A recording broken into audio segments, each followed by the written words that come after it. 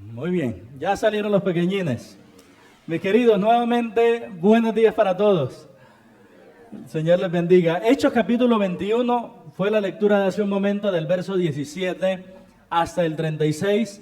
Con la ayuda del Señor, ese es el pasaje que hoy vamos a estar estudiando para continuar el estudio versículo a versículo de este libro, el libro de los Hechos.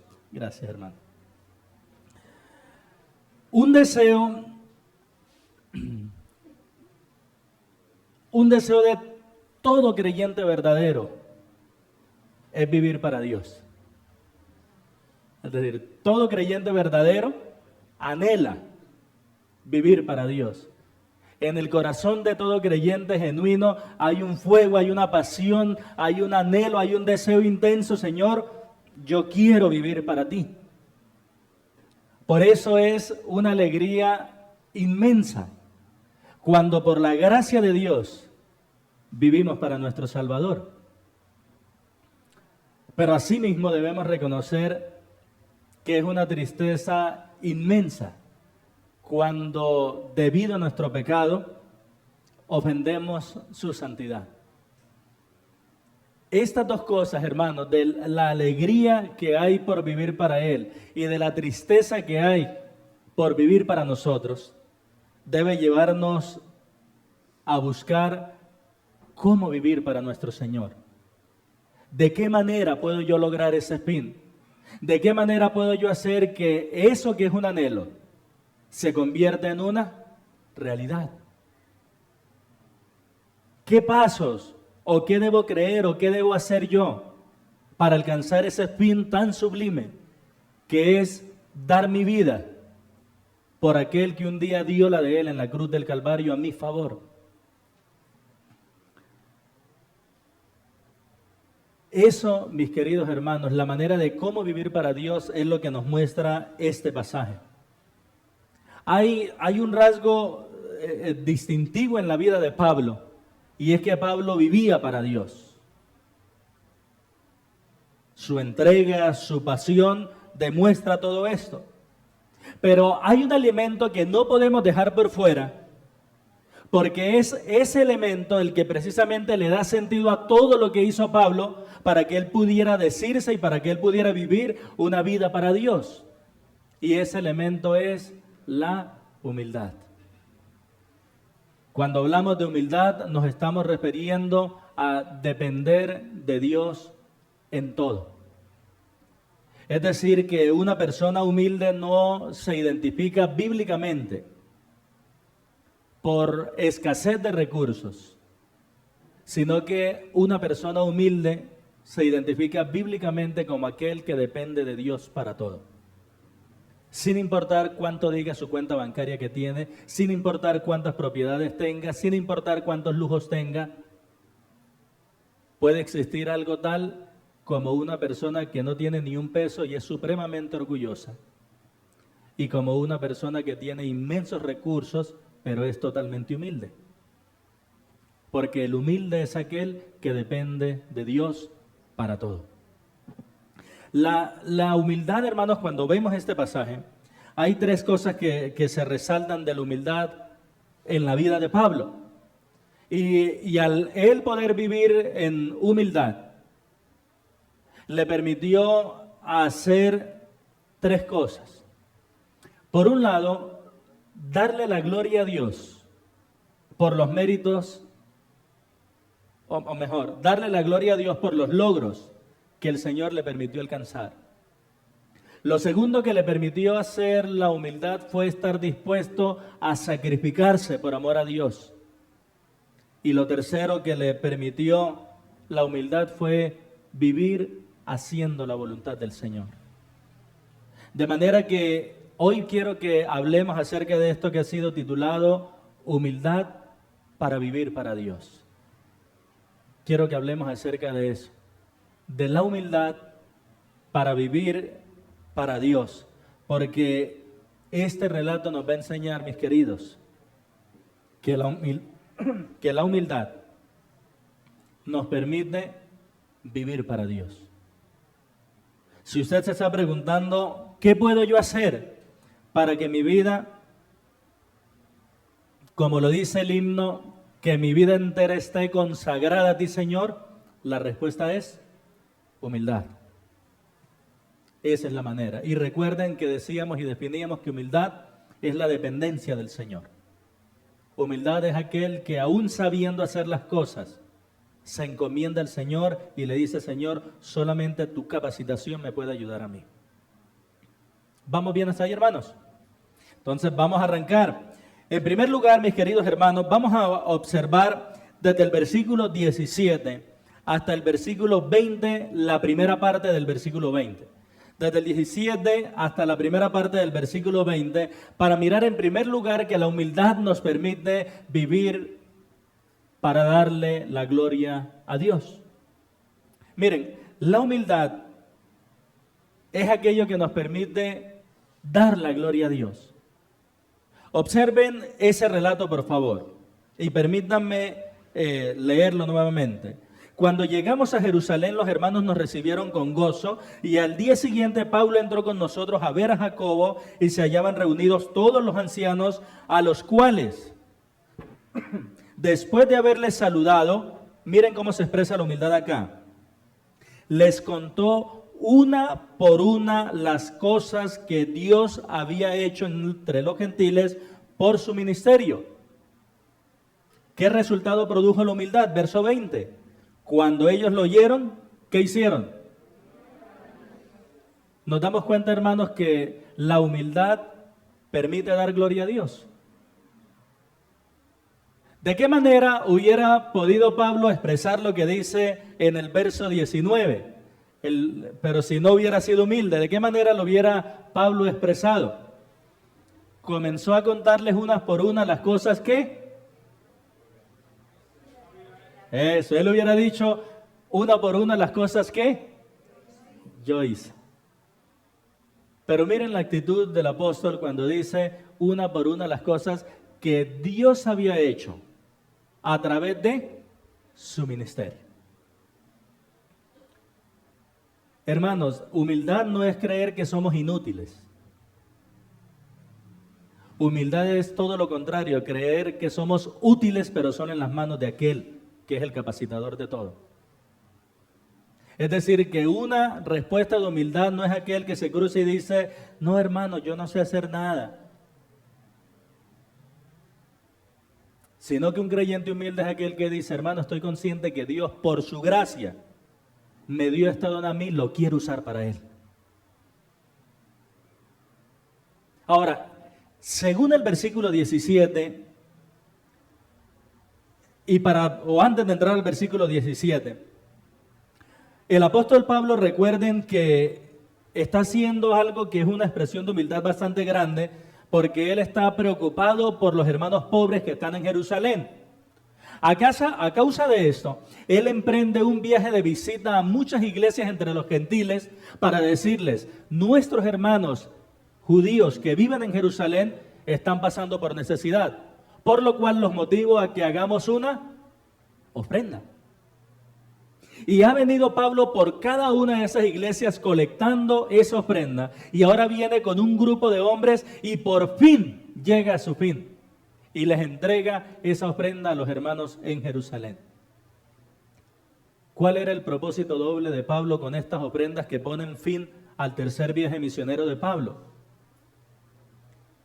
Que él con eso iba a suplir la necesidad de algunos hermanos, pero a la vez iba a promover la unidad entre las iglesias que estaban conformadas por judíos y las iglesias que estaban conformadas por gentiles, es decir, aquellos que no eran judíos. Él está procurando fomentar esa unidad. Ahora, Pablo estamos diciendo que a causa de esa humildad pudo darle la gloria a Dios. ¿Cuál es el primer resultado que nos muestra ahora sí el versículo 17 de darle la gloria a Dios? ¿Qué ocurre cuando la persona vive para darle la gloria a Dios? Muy bien. Entonces, dar la gloria a Dios produce gozo. Mis queridos, piensen en esto. Si dar gloria a Dios conduce al gozo,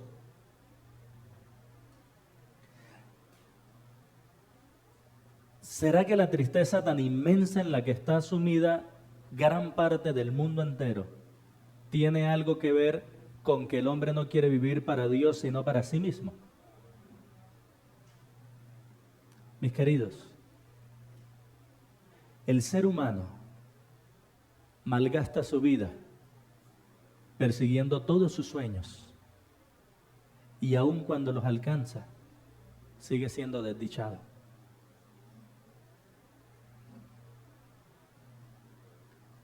Porque nuestro corazón fue creado para la eternidad y solamente alguien eterno puede saciarlo. Porque por definición, la eternidad no se llena con algo temporal. Y si nuestro corazón fue creado para la eternidad, porque todos nosotros tenemos un inicio, pero no vamos a tener un final. Vamos a la eternidad todos, creyentes y no creyentes, vamos a la eternidad. Lo único es que una eternidad de salvación o una eternidad de condenación, pero todos vamos hacia la eternidad. Mis queridos, vivir para darle la gloria a Dios es interesante, pero conduce al gozo. Conduce al gozo. Y el mejor antídoto que hay, mis queridos, para este mundo sumido en la depresión, en la tristeza, en la angustia, en la soledad, es dejar de vivir para sí mismo y comenzar a vivir para Dios. Y el resultado es el gozo. Pero hay algo más que se produce al vivir para darle la gloria a Dios. Y es que dar la gloria a Dios también, hermanos, conduce a la comunión. Fíjense ustedes que desde el versículo 18 hasta el 20a, nos hemos dado cuenta que llegan los hermanos y los reciben con gozo. Pero al día siguiente ocurre algo, ya no está el grupo de hermanos. ¿Quién está ahora? ¿A quién nombra el versículo 18? Nombra a alguien por nombre. A Santiago. En algunas traducciones lo ponen como Jacobo. ¿Quién era ese Jacobo? El medio hermano del Señor Jesucristo, hijo de María. Y miren lo interesante. Cuando estaba el Señor haciendo su ministerio, un día vinieron y le dijeron: Señor, te buscan tu madre y tus hermanos. Y el Señor dijo: mi madre y mis hermanos son los que hacen la voluntad de Dios. Y los hermanos en el ministerio del Señor Jesús le dijeron: ¿por qué no vas a tal parte y te muestras allá? Porque el que quiere ser conocido tiene que mostrarse. Y la Biblia aclara: porque ni aún sus hermanos creían en él. Pero vemos ahora este Jacobo o Santiago, que no solamente creyó en el Señor Jesucristo, sino que es identificado en el libro de los Hechos como la columna, como el líder principal de la iglesia en Jerusalén. ¿Con quién estaba este Jacobo o Santiago? Con los ancianos. Miren qué interesante, ya no están los apóstoles en Jerusalén que antes estaban allí. Recuerdan que el Señor, cuando se fue a ir, le dijo a los apóstoles: no se vayan hasta que haya enviado la promesa. Y la envió en Pentecostés 40 días después de irse. Y ellos comenzaron a hacer un ministerio fructífero donde se convirtieron por miles en Jerusalén. Pero han pasado unos 20, 25 años y ya no están los apóstoles, porque se han ido a hacer la obra misionera fuera, lejos. Pero para cuidar la iglesia, ¿a quiénes dejaron ellos? Ancianos. Y desde ahí queda marcado cuál es el gobierno bíblico para las iglesias. El gobierno bíblico para las iglesias es un gobierno de varones calificados en su carácter para servir a Dios. Y por eso hay ahí ancianos. Ahora, miren qué hermoso que se comienza a desarrollar la comunión entre ellos. Y Lucas registra que Pablo no dice: yo hice esto, sino que Lucas registra: el Señor ha hecho esto. Saben que uno de los recuerdos, o un recuerdo que tengo de la primera ocasión que fui a una asamblea, que asistí a una asamblea de la denominación, lo recuerdo muy bien. Se dio un informe y le dijeron a un anciano, uno de los ancianos que estaban allí, no un pastor, sino uno de los ancianos: hermano, ore dando al Señor gracias por esto que acaban de informar. Y me llamó la atención que el hermano no dijo gracias por el pastor tal, el hermano no dijo gracias por la iglesia tal, el hermano no dijo gracias por el concilio tal, porque están haciendo esto, sino que la oración del hermano fue: Señor, le damos gracias a usted por lo que usted está haciendo allá. Y esa oración de ese anciano me marcó. Porque esto es lo bíblico y eso es lo que vemos acá. Hermanos, cualquier logro que nosotros alcancemos, no somos nosotros. Es Dios queriendo usarnos a nosotros. Cualquier obra que hagamos, no somos nosotros. Es Dios queriendo usarnos a nosotros. Es un privilegio. Es un privilegio. Que el Dios que no necesita nada quiere usarnos como si nos necesitara. Es un privilegio inmenso. Y entonces se da este tiempo de comunión y Pablo se ve solamente como un instrumento entre los gentiles. Por eso cuando ellos lo vieron, glorificaron a Dios. Mis queridos, ¿habrá alguna relación entre darle la gloria a Dios y la manera como se manejan las relaciones interpersonales? Miren que hay gozo y hay comunión.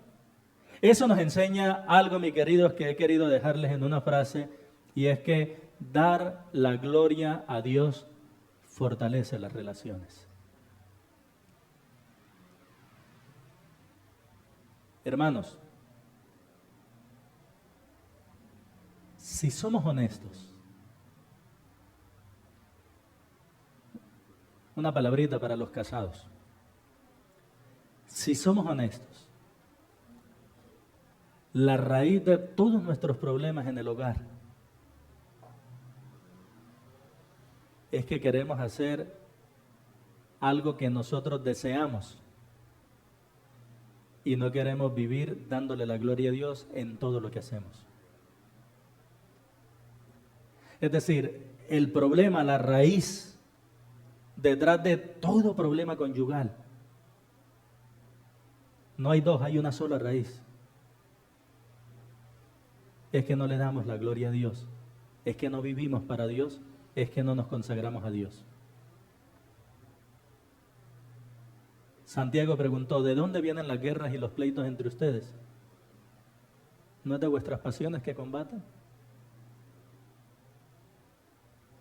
Mi querido, es tiempo que tomemos la decisión de consagrarnos a nuestro Dios. Y si tomamos la decisión de consagrarnos a Dios, nuestras relaciones interpersonales van a ser inmensamente bendecidas. Miren, esto es tan sencillo como esto. Guardando proporciones, este es Dios. Y aquí hay dos creyentes distanciados. Y este creyente decide acercarse a Dios. Y este otro creyente también quiere acercarse a Dios. Y este sigue en su camino de acercarse a Dios, de acercarse a Dios, de acercarse a Dios, y se acostumbran a vivir cerca de Dios. ¿Qué ocurre con ellos dos en la medida en que están viviendo cada uno para Dios? Están más cerca el uno del otro. Mis queridos, vivamos para Dios y nuestras relaciones interpersonales van a mejorar. Puse como ejemplo solamente la relación entre cónyuges, pero aplica para todo tipo de relación. Padre, hijo, patrón, empleado, para todo tipo de relación. Pastor, pero es que el otro no se quiere acercar a Dios. Acérquese usted y acobíjese bajo las alas del Señor y Él va a tener cuidado. Entonces, mis queridos, dar la gloria a Dios fortalece las relaciones. Por eso el reto para ti: conságrate a tu Dios, conságrate a tu Señor. Entonces, mis queridos, la humildad, vemos en esos primeros versículos que permite dar la gloria a Dios. Y miren que hay un ambiente bien lindo, hay un ambiente de gozo, hay un ambiente de comunión, hay un ambiente de darle la gloria a Dios y es maravilloso. Pero automáticamente Lucas hace un corte de historia, pero muy abrupto. Como si en una película estuviéramos viendo a una familia feliz que va en un carro disfrutando de un viaje y de pronto, ¡pum!, un accidente inesperado. ¿Cuál es ese choque inesperado que hay ahora en el relato de Lucas? Que Lucas comienza a contarle a Pablo que se han levantado una cantidad de mentiras en su contra, que son muy terribles y a la vez peligrosas. Quienes aquí hayan estado, de pronto todos, ¿no? O al menos la mayoría, quienes aquí alguna vez hayan sido acusados falsamente, que lo estén acusando de algo que no es real, levanten la mano. En algún momento de la vida. Bien, bajen la mano. Al resto por mentirosos no les doy la solución. Mentiras. Mis queridos, les quiero hacer una pregunta. ¿Qué nos provoca hacer a nosotros cuando nos enteramos que otra persona nos ha calumniado? O sea, ¿cuál es la reacción natural? La natural. No me digan, yo me voy a llorar. No, la natural. Bueno, uno, venganza. Ira. ¿Cuál? Desquitarse. Reclamar. Dolor. ¿Cierto? Esa es la reacción de todos. No podemos decir otra cosa. Esa es la reacción de todos. O lo que sentimos, al menos. Lo que sentimos. Que reaccionemos de otra manera por el control del Espíritu en algunas ocasiones, gracias a Dios. Pero eso es lo que normalmente sentimos. Ahora, a Pablo le van a contar un informe de una sarta de mentiras gravísimas que han levantado contra él. Vamos a mirar cómo responde él ante esto. Porque la humildad, mis queridos, no solamente permite darle la gloria a Dios. En segundo lugar, la humildad también permite sacrificarse por amor a Dios. Y eso es lo que quiero que miremos aquí en nuestro segundo enunciado. La humildad permite sacrificarse por amor a Dios. Me ayudan a leer, por favor, porque lo que viene de aquí para allá es como Pablo le dio manejo a las mentiras. Por favor, ayúdenme a leer el versículo 20 desde los 2 puntos. Empiecen desde donde dice, ya ves, hermano. ¿Están allí? Van a leer desde ahí, desde ya ves, hermano, hasta el versículo 22. A la voz de 3. 1, 2, 3.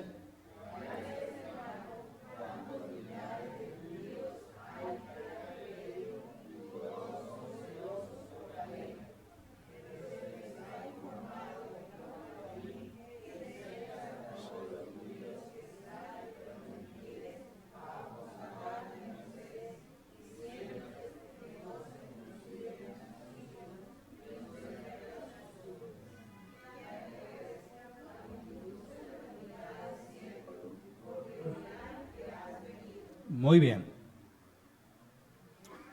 Aquí parece que se les metió un espíritu cañero en el verso 20, de que arrancan diciendo, ya ves. Mis queridos,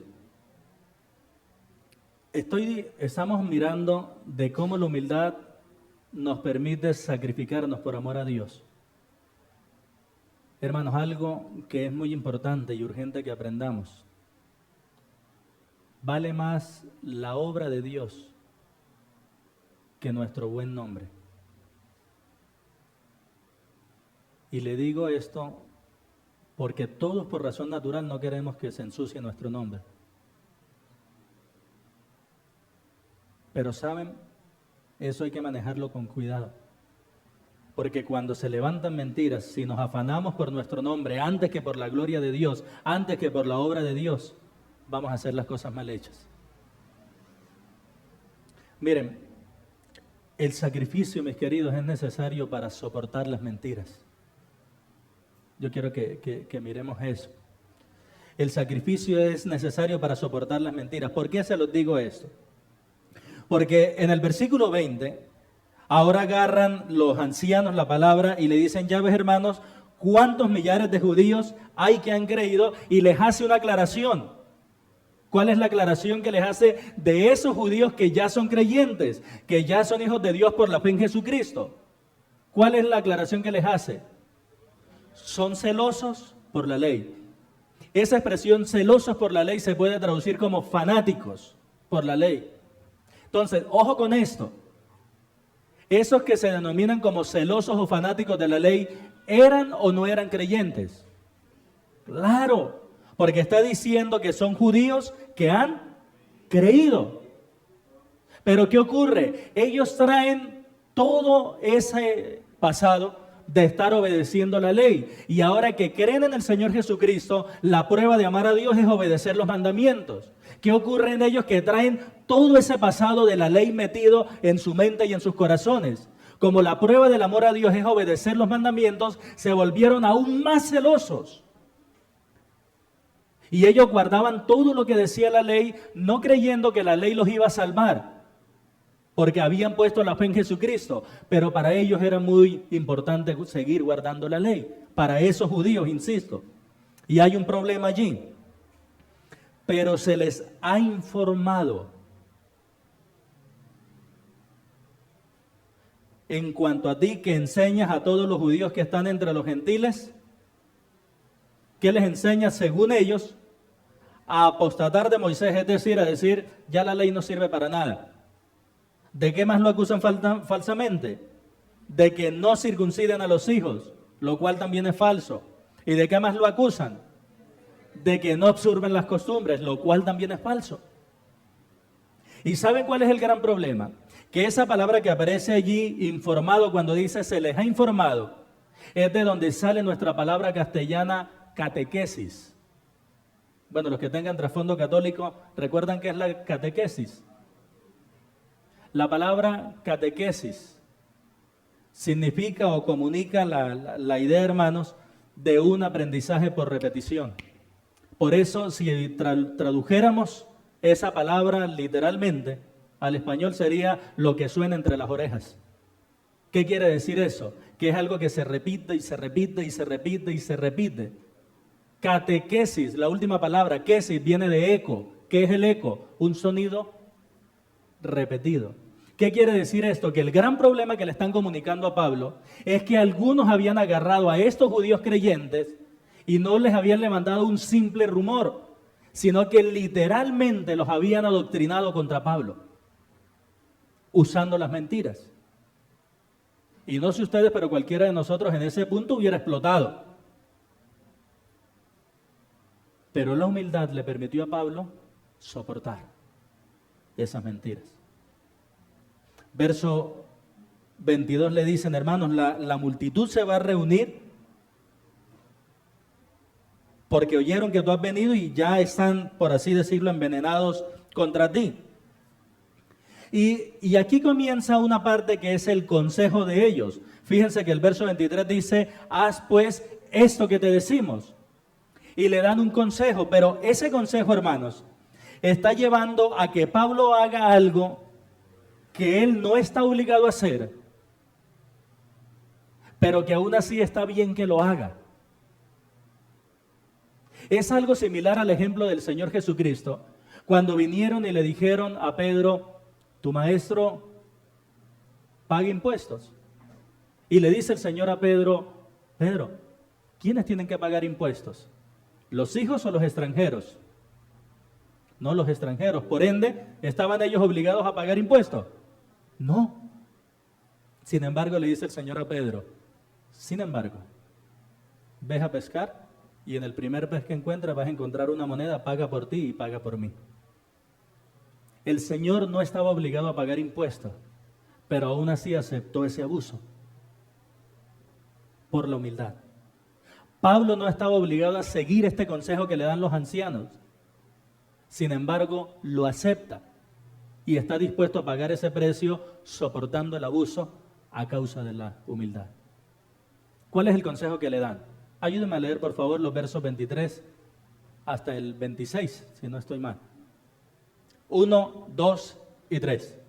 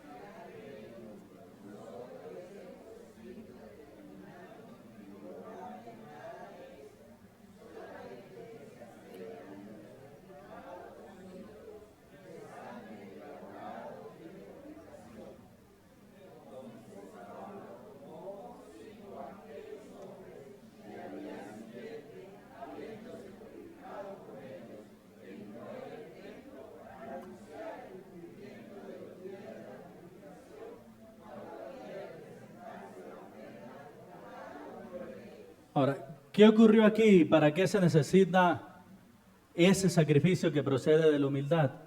No solamente para soportar las mentiras, mis queridos. Según el pasaje que ustedes acaban de leer, el sacrificio es necesario para hacer bien ante las mentiras. Mis queridos, dejar de hacer el mal es fácil, pero hacer el bien cuando se está recibiendo el mal, eso sí es lo complejo. Y cuando hay humildad en la vida de la persona, esta le permite hacer ciertos sacrificios. Entre esos, sacrificios que lo llevan a hacer el bien ante la mentira que está recibiendo.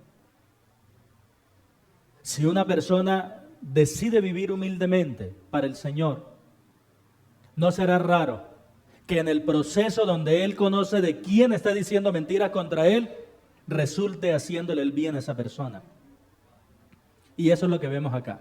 Se habla de 4 hombres que deben pagar un voto, que era el voto de Nazareo.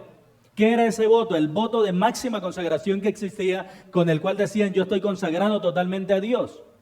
Y el consejo que le dan al apóstol Pablo es: para probar que tú no estás contra la ley, agarra a esos jóvenes y págale los gastos a ellos. Pagar los gastos, hermanos, incluía yo que tenían que pagar al barbero, que les rasurara la cabeza.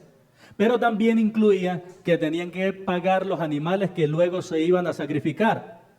Agarren ese valor y multiplíquenlo por ¿cuánto? Más Pablo.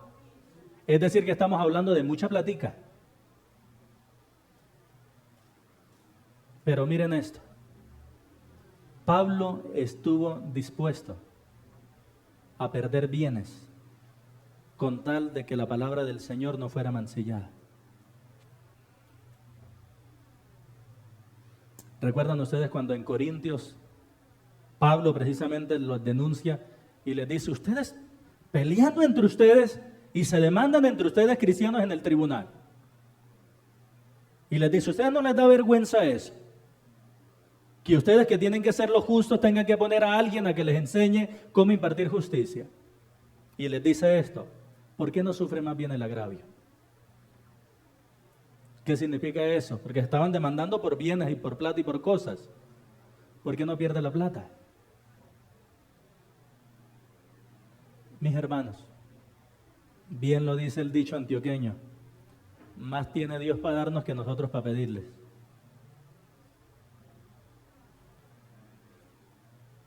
Y eso es lo que aquí se está viendo. A Pablo le iba a costar mucho dinero, pero él estuvo dispuesto a hacer el bien aún ante las mentiras. ¿Por qué razón? Porque él no estaba procurando divisiones. Lo que él procuraba era la unidad.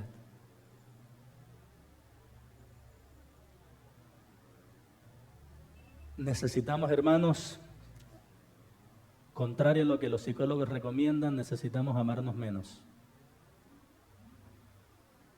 Y en lugar de amarnos más, necesitamos amar más es a Dios.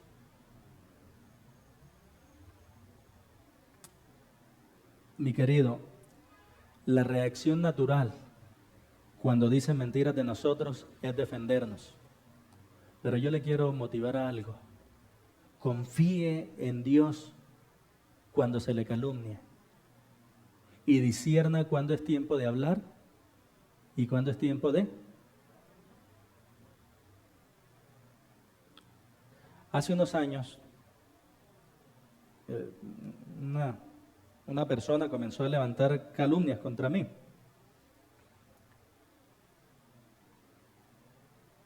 Y un tercero vino y me dijo: John, lo que ocurre es que fulanito me dijo que usted hizo esto, y esto, y esto, y esto, y me desglosó. Y yo recuerdo que en esa ocasión la respuesta mía fue: hermana, mire, ¿cuántos años lleva usted conociéndome? Y ella me dijo: tantos años. Yo le dije: la manera como yo he vivido durante estos años es acorde a lo que está diciendo de mí esa persona. Y me dijo: no. Le dije: esa es mi respuesta. Levantar algarabías y que yo ponga un testigo Hermano, muchas veces lo que hace es echarle gasolina al fuego. Y nosotros los cristianos estamos llamados a pacificar, a apaciguar, a mantener la unidad. Así nos cueste nuestro buen nombre. Al final de cuentas, hermanos, a nosotros no nos va a juzgar ningún mortal. A nosotros nos va a juzgar aquel que sondea las intenciones de los corazones. Y a Él no tenemos que darle explicaciones porque Él las sabe todas. Confiemos en nuestro Dios ante las mentiras y sigamos haciendo el bien. Confiemos en Dios. No ensalcemos nuestro buen nombre. Estemos dispuestos a sacrificarnos por amor a Dios. Este punto, mis queridos, cuando vemos la vida de Pablo, nos enseña que cualquier sacrificio por amor a Dios vale la pena. Cualquier sacrificio por amor a Dios vale la pena. O díganme ustedes un sacrificio que ustedes digan, ya esto es mucho por Dios.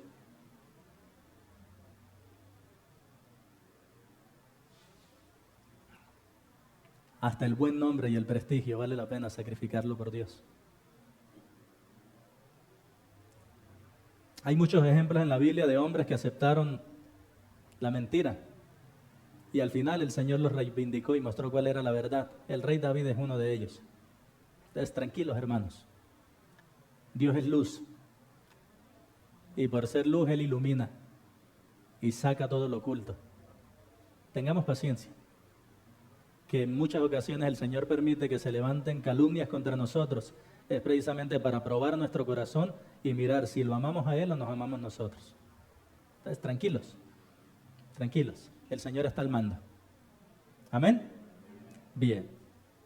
Hermanos, la humildad entonces nos permite darle la gloria a Dios, nos permite sacrificarnos por amor a Dios, pero hay algo muy importante en el segmento del 27 al 36, y es que la humildad permite hacer la voluntad de Dios. ¿Por qué les digo que la humildad permite hacer la voluntad de Dios? Pablo venía viajando y por varios lugares se les testificó. A través del profeta Agabo, a través de muchos se les testificó. Cuando llegues a Jerusalén, te van a apedrear, te van a encarcelar. Y recuerdan ustedes que el profeta Agabo agarró el cinto de Pablo y se amarró las manos y los pies y dijo, aquel que es el dueño de este cinto va a quedar así cuando llegue a Jerusalén. Pablo, con ese amor tan grande, no subas. No vayas a Jerusalén. Hasta que Pablo les dice, ¿ustedes qué hacen atormentándome la vida y partiéndome el corazón? Es que yo estoy dispuesto no solo a sufrir por Cristo, también a morir por Él. Entonces, si la voluntad de Dios es que yo vaya y sufra, voy a sufrir. Y si la voluntad de Dios es que yo vaya y muera, voy a morir. ¿Cuál es el problema? ¿De dónde surgió esa convicción para hacer la voluntad de Dios? De la humildad que se define como depender de Dios en todo. No hay más nada. Pablo llegó a Jerusalén y miren en la iglesia sí lo trataron bien, pero cuando cumplió el voto, recuerden que los votos que se hacían, él se fue a pagar el voto con aquellos 4, tenían que hacerlo en el templo. Debían presentarse 3 veces durante una semana. Y al llegar allá, versículo 27 arranca con un pero. Pero, cuando estaban para cumplirse los 7 días, unos judíos de Asia al verle en el templo alborotaron a toda la multitud y le echaron mano dando voces, varones israelitas, ayudad. Este es el hombre que por todas partes enseña a todos contra el pueblo, la ley y este lugar. Y además de esto, ha metido a griegos en el templo y ha profanado este santo lugar. Porque antes habían visto con él en la ciudad a Trófimo era un griego, de Éfeso, a quien pensaban que Pablo había metido en el templo. Así que toda la ciudad se conmovió y se agolpó el pueblo y apoderándose de Pablo, le arrastraron fuera del templo e inmediatamente cerraron las puertas. Y procurando ellos matarle, se le avisó al tribuno de la compañía que toda la ciudad en Jerusalén estaba alborotada. Hermanos, cuando miramos esta parte del pasaje, miramos que hacer la voluntad de Dios puede poner en riesgo la vida. Miren cómo trataron a Pablo. Lo acusaron falsamente de herejía y de sacrilegio. De herejía y de sacrilegio. Por fortuna apareció el tribuno allí en el verso 31. El tribuno, hermanos, era algo así como un coronel. El tribuno era un comandante de 1000. Y por eso llegó con soldados y con centuriones. Hermanos, hacer la voluntad de Dios puede poner en riesgo la vida y los cristianos debemos saber eso. Pero viene el versículo 32 y el 36 y nos enseña ese que hacer la voluntad de Dios puede hacernos sufrir abusos. ¿Qué tipo de abuso? Verso 32. Tomando luego soldados y centuriones, corrió a ellos, y cuando ellos vieron al tribuno y a los soldados, dejaron de golpear a Pablo. Entonces, llegando el tribuno, le prendió y le mandó atar con 2 cadenas y preguntó quién era y qué había hecho. Entonces, imagínense eso. Está Pablo más golpeado que piñata, y tras del hecho vienen a amarrarlo. Démonos cuenta entonces que hacer la voluntad de Dios puede hacernos sufrir abusos. Y es desde ¿cómo lo decimos? Encadenamiento de Pablo. De aquí en adelante y hasta que termine el libro de los Hechos, Pablo va a estar encarcelado. De aquí hasta donde termine el libro de los Hechos, va a estar encarcelado. Ahora, es interesante que la palabra del Señor describe en Efesios 6:20, o Pablo mismo se describe en la palabra del Señor como un embajador en cadenas. ¿Qué indica eso? Que aunque tenía puestas las cadenas, eso no iba a truncar la meta de que él iba a seguir representando a Dios. Mis hermanos, yo creo que no hay mejor ilustración para alguien que sufre por hacer la voluntad de Dios, no hay mejor ilustración que Cristo mismo. Orando con agonía en Getsemaní dijo, hágase tu voluntad.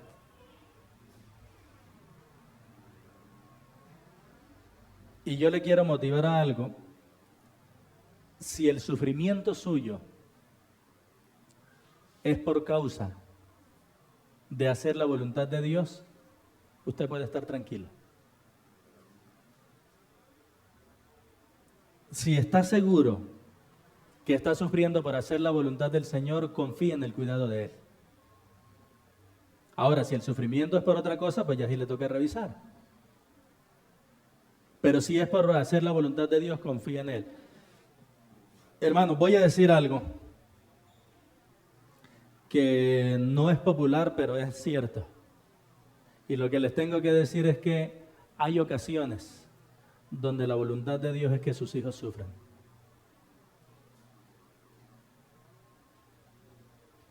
Hay ocasiones donde la voluntad de Dios es que sus hijos sufran.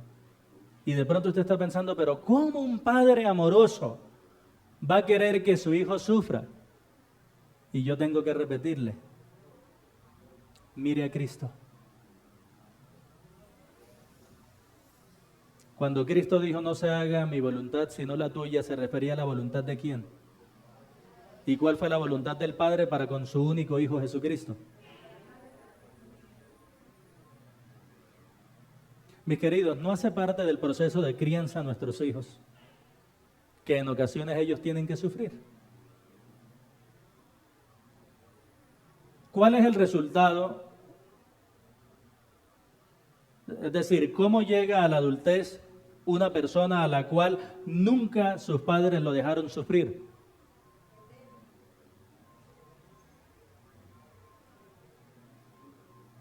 Por eso hay ocasiones donde la voluntad de Dios es que su hijo sufra. Yo creo que de pronto eso puede responder la pregunta, ¿por qué tengo yo que sufrir? Lo bueno, hermanos, es que siempre que el Señor nos permite sufrir, siempre, siempre está a nuestro lado para fortalecernos. Siempre. Mis queridos, este tema de la humildad en la vida de Pablo, dense cuenta que nos ha enseñado que le permitió hacer tres cosas a Pablo: atribuirle la gloria a Dios, estar dispuesto a sacrificarse por amor y obedecer la voluntad de Dios. ¿Qué nos enseña eso, hermanos, con relación a la humildad? Y es lo que he querido comunicar en toda la enseñanza, que la humildad nos permite vivir para Dios. Miren, las tres escenas que hemos visto se hubieran desarrollado de modos diferentes si no hubiera habido humildad. Porque sin humildad se hubiera visto vanagloria en lugar de adoración. Sin humildad se hubieran visto reclamos en lugar de sacrificio. Y sin humildad se hubiera visto renuncia en lugar de obediencia. Y ojo con esto, Pablo recibió mal por estar haciendo el bien. Él estaba haciendo ¿cuál bien? Recoger una ofrenda para los necesitados de Jerusalén. Y él sabía que haciendo ese bien, para él no era desconocido. Él sabía que haciendo ese bien iba a sufrir. Pero aún así, estuvo dispuesto a pagar el precio por la humildad. Mis queridos, un gran mal del pecado es que nos ha vuelto egoístas y egocéntricos. Ese es un gran mal de nuestro pecado. Queremos que imperen nuestras ideas, que imperen nuestras metas, que imperen nuestras palabras, que imperen nuestros gustos, que imperen nuestros caprichos, que imperen nuestra voluntad. Y quiero que recordemos, hermano Gerson, las palabras de Santiago en el capítulo 4, verso 1 al 4.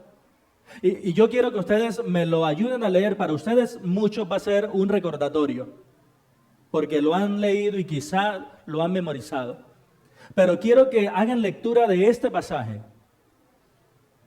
teniendo en mente su propia vida y mirando si este pasaje está describiendo su actual manera de vivir. Vamos a leerlo. 1, 2 y 3.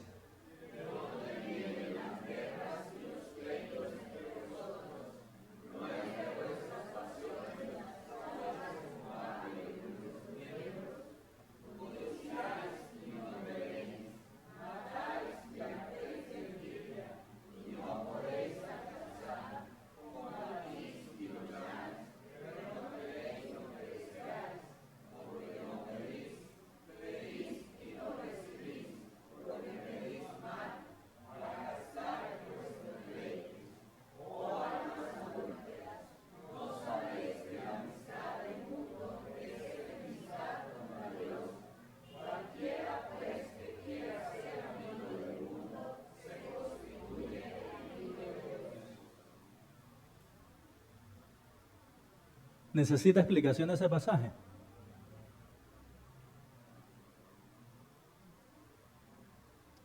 Si aclaro, oscurezco, hermanos. Cuando usted se pregunte por qué los demás lo pueden hacer y yo no lo puedo hacer, debo decirle, usted lo puede hacer. Lo que ocurre es que al hacerlo, se constituye amigo del mundo y automáticamente la decisión es suya. ¿A quién quiere tener de amigo y a quién quiere tener de enemigo? No puede a los dos en el mismo bando. Tomar a uno es soltar al otro. Estar a favor de uno es estar en contra del otro. Ser amigo de uno es ser enemigo del otro. Usted decide. Mira, te quiero invitar, renuncia al egoísmo. Y contrario a eso, imita la humildad de Cristo. Y la humildad de Cristo se aprecia perfectamente, muriendo a todo lo que Él deseaba, que por supuesto era bueno porque en Él no había pecado, pero con tal de hacer la voluntad de Dios. Y si aquí hay alguien que aún no ha creído en Cristo, yo quiero que tenga presente que la razón por la cual usted no ha creído en Cristo es porque no se ha querido humillar ante Él. Y si no hay humildad, realmente no se puede ser salvo. Porque todos los que somos cristianos, independientemente de cuál haya sido nuestra experiencia en la conversión, todos vamos a coincidir en que ese día nos humillamos y reconocimos que necesitábamos a Jesucristo para ser salvos. Por esa razón hoy yo lo invito a usted. Si no ha creído en Cristo, humíllese delante de Él. Porque en Cristo el que se humilla será exaltado. Pero el que se enaltece será humillado. Venga hoy a Cristo, ríndele su vida a Él, crea en Él como su único y suficiente Salvador, y Él le salvará de sus pecados, de su pecado y de sus pecados. Lo salvará de la condenación, pero también lo salvará de la vana manera de vivir. Venga a Jesucristo y crea en Él, porque en Él hay salvación. Vamos a orar. Padre amado, permítanos vivir para ti, porque tu Hijo Jesucristo entregó toda su vida para redimirnos a nosotros de nuestras obras malas y purificar para ti un pueblo propio celoso de buenas obras. Danos la gracia de desarrollar dependencia en ti, tal dependencia que nos haga saber que separados de ti nada podemos hacer. Y permítenos, Señor, que teniendo esa vida de humildad podamos vivir para ti. En Cristo Jesús, amén y amén.